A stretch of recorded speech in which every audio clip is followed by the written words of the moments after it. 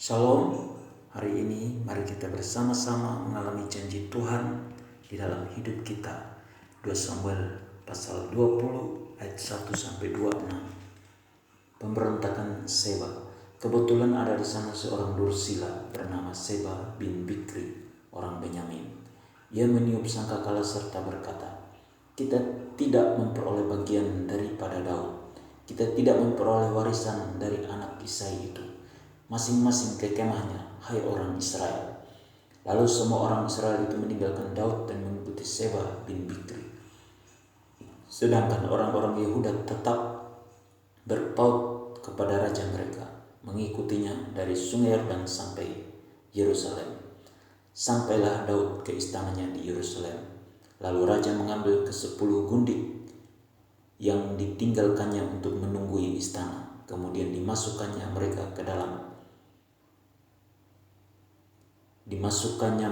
dalam sebuah rumah di bawah penjagaan.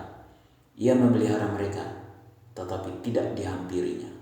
Mereka tetap terasing seperti janda sampai hari mati mereka. Berkatalah raja kepada Amasa, "Kerahkanlah bagiku orang-orang Yehuda dalam 3 hari. Kemudian menghadaplah lagi kemari." Lalu pergilah Amasa mengerahkan orang Yehuda, tetapi ia menunda-nunda tugas itu sampai melewati waktu yang ditetapkan raja baginya. Lalu berkatalah Daud kepada Abisai, "Sekarang Seba bin Bikri lebih berbahaya bagi kita daripada Absalom. Jadi engkau bawalah orang-orang tuanmu ini dan kejarlah dia, supaya jangan ia mencapai kota yang berkubu. Dan dengan demikian ia luput daripada kita."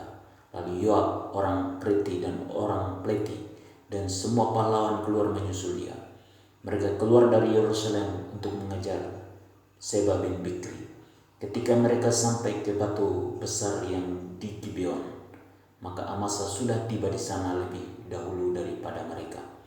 Adapun Yoab mengenakan pakaian perang dan di luarnya ada ikat pinggang dengan pedang bersarung terpaut pada pinggangnya. Ketika ia tampil ke muka, terjatuhlah pedang itu. Berkatalah Yoab kepada Amasa, "Engkau baik-baik, saudaraku." Sementara itu tangan kanan Yoab memegang janggut Amasa untuk mencium dia. Amasa tidak awas terhadap pedang yang ada di tangan Yoab itu. Yoab menikam pedang itu ke perutnya, sehingga isi perutnya tertumpah ke tanah. Tidak usah dia ditikamnya 2 kali, sebab ia sudah mati. Lalu Yoab dan Abisai, adiknya, terus mengejar Seba bin Bikri. Dan seorang dari orang-orang Yoab tinggal berdiri di dekat mayat itu, sambil berkata, "Siapa yang suka kepada Yoab dan siapa yang memihak kepada Daud, baiklah mengikuti Yoab." Dalam pada itu Amasa terguling mati dalam darahnya di tengah-tengah jalan raya. Ketika orang itu melihat bahwa seluruh rakyat berdiri menonton,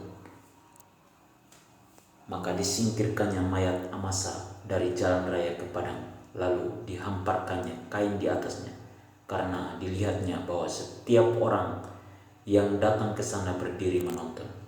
Setelah dijauhkannya mayat itu dari jalan raya, maka semua orang itu berjalan terus mengikuti Yoab untuk mengejar Seba bin Bikri. Seba telah melintasi daerah semua suku Israel menuju Abel Bet Maaka, dan semua orang Bikri telah berkumpul dan mengikuti dia. Tetapi sampailah orang-orang Yoab lalu mengepung dia di Abel Bet Maaka. Mereka menimbun tanah menjadi tembok terhadap kota ini, dan tembok ini merapat sampai ke tembok luar, sedang seluruh rakyat yang bersama-sama dengan Yoab menggali tembok kota itu untuk meruntuhkannya. Lalu berserulah seorang perempuan bijaksana dari kota itu, "Dengar, dengar, katakanlah kepada Yoab, mendekatlah kemari, supaya aku berbicara dengan engkau." Maka mendekatlah Yoab kepada perempuan itu. Bertanyalah perempuan itu, "Engkaukah Yoab?" Jawabnya, "Benar." Lalu berkatalah perempuan itu kepadanya, "Dengarkanlah perkataan hambamu ini." Jawabnya, "Baik." Kemudian berkatalah perempuan itu, "Dahulu biasa orang berkata begini, 'Baiklah orang minta petunjuk di Abel dan di Dan.' Apakah sudah dihapuskan?" apa yang telah ditetapkan oleh orang-orang yang setia di Israel. Tetapi engkau ini berikhtiar membinasakan suatu kota, apalagi suatu kota induk di Israel. Mengapa engkau hendak menelan habis milik pusaka Tuhan? Lalu Yoab menjawab, jauhlah daripadaku untuk menelan dan memusnahkan. Bukankah begitu halnya? Tetapi seorang dari pegunungan Efraim yang bernama Seba bin Bikri telah menggerakkan tangannya melawan Raja Daud.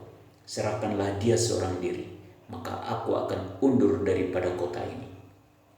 Lalu berkatalah perempuan itu kepada Yoab, baik, kepalanya akan dilemparkan kepadamu dari belakang tembok ini. Kemudian masuklah pula perempuan itu dan berbicara kepada seluruh rakyat dengan bijaksana. Sesudah itu mereka memenggal kepala Seba bin Bikri dan melemparkannya kepada Yoab. Yoab meniup sangkakala, lalu berserak-seraklah mereka meninggalkan kota itu, masing-masing ke tempatnya. Maka pulanglah Yoab ke Yerusalem kepada raja. Pegawai-pegawai Daud, Yoab menjadi kepala atas segenap tentara Israel, dan Benaya bin Yoyada menjadi kepala atas orang Kreti dan orang Pleti. Adoram menjadi kepala orang Rodi, dan Yosafat bin Ahilud menjadi bendahara negara. Seya menjadi panitera negara.